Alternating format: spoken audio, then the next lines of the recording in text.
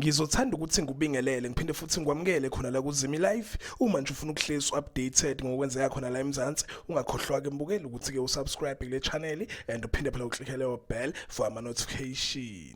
So kwivideo ethu namhlanje mbukeli nguphathele indaba ezitrendayo ngokwezi ndlovu odlala indawo kaNobuntu lapha kumkhokha. Kunezindaba yake nje impela ezitrendayo ezingezinhle. Sekuveleke la indaba ezithi ukwezi ndlovu irole yakhe ayidlalayo kaNobuntu uzoreplacewa ke uKwanele Mthethwa ezike uNobuntu omusha. Lezi indaba ke mbukeli ivezwe imithombo ethembakele ukuthi ke ukwezi ndlovu uyashiya ke lapha kwirole yakhe kaNobuntu uzoreplacewa yena ke uKwanele Mthethwa. Indaba zivezanga ke mbukeli izathu sokuthi ke yingani eshile yena ke ukwezi ndlovu. Kodwa ke mbukeli ngiye ngenza ivideo last week if ukhumbula kahle la engaveza khona ukuthi ukwezi ndlovu uvezile Instagram wakhe ukuthi ke ukhulelwe and benginama pictures ke akade lokho trend akakhona lapha kumkhokha. Ngiyathemba ukuthi ayibona lo picture abantu ke besola lapha inkundleni zokuxhumana ukuthi ke ngempela ukhulelwe. Naye ke futhi waposta ivideo, ngiyathemba futhi uyayibona ke leyo video lapho ayikhombisa khona ukuthi ke ukhulelwe. Base bambongela ke impela